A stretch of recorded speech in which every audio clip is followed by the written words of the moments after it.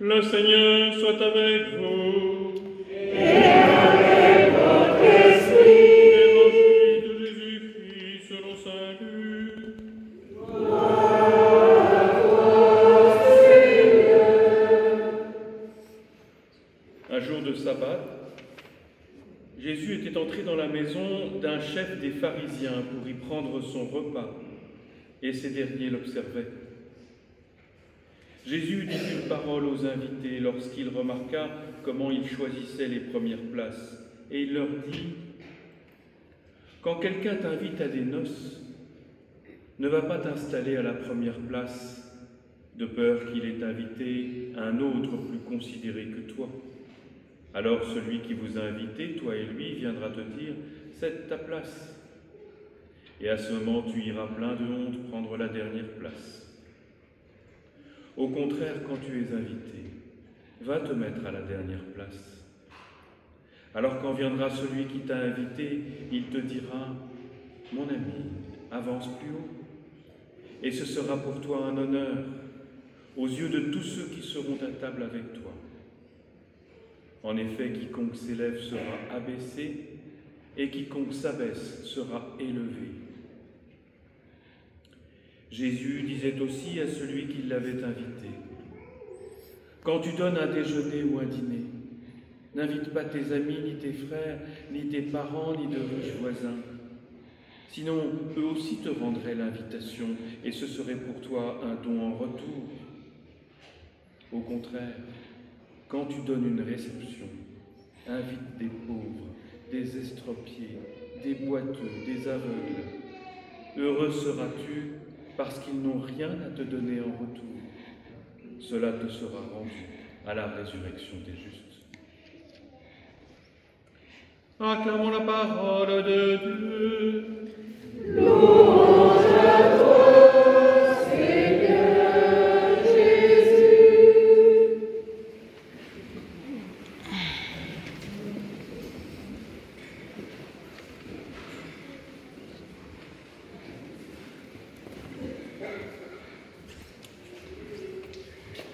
Bien-aimés de Dieu, je disais au début de cette messe que dimanche dernier,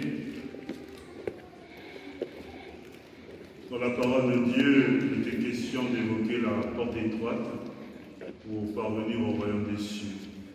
Et là où j'étais, je disais que la porte étroite, c'était notre cœur qui devait s'ouvrir pour entrer dans la bonté de Dieu, de manière que cette porte étroite me rappelle toujours que c'est par le Christ que tout s'accomplit.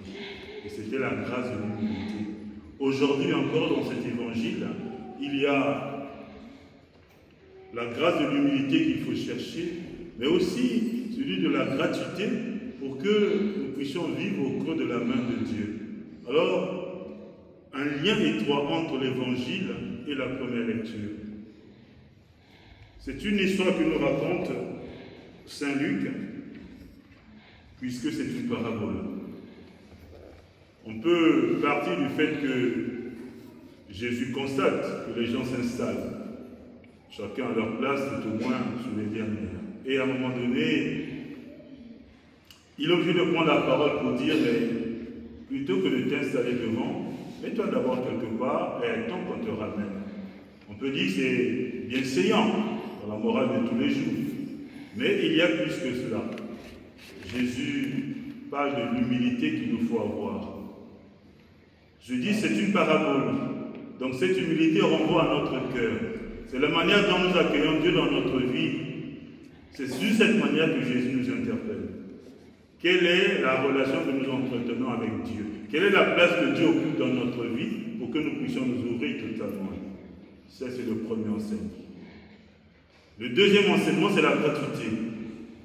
La gratuité, souvent, dans le monde courant, tu m'invites, je t'invite.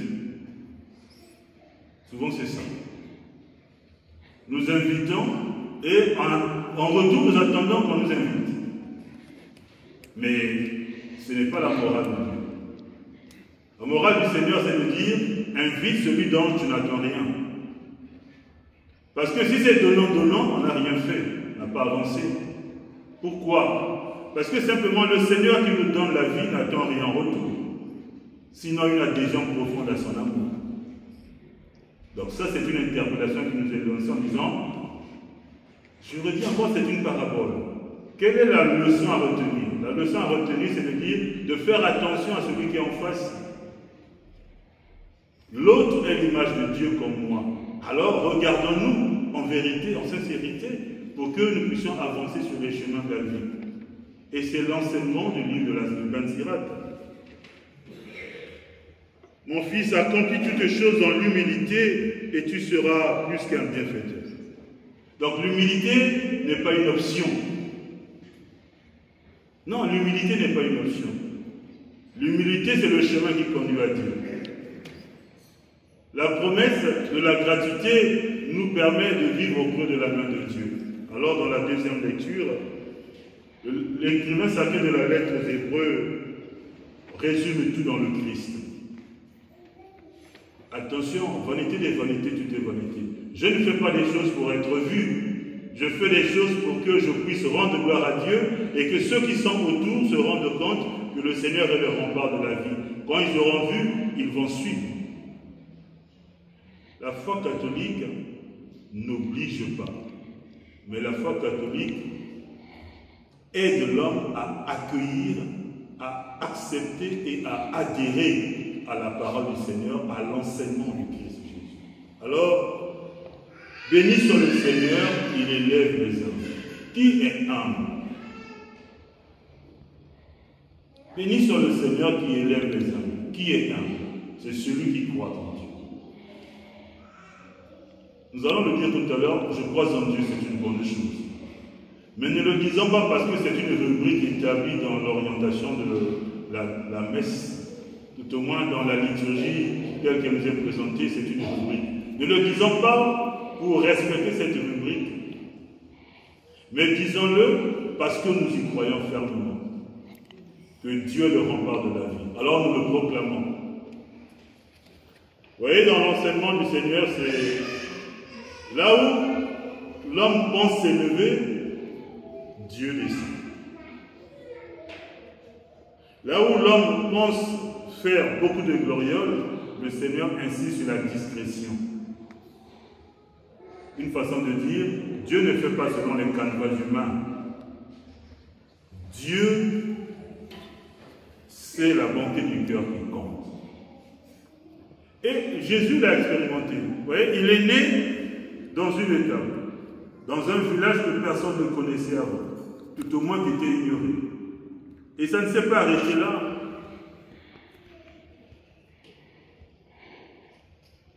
Le jeudi saint, il s'est abaissé, il a lavé les pieds de ses disciples.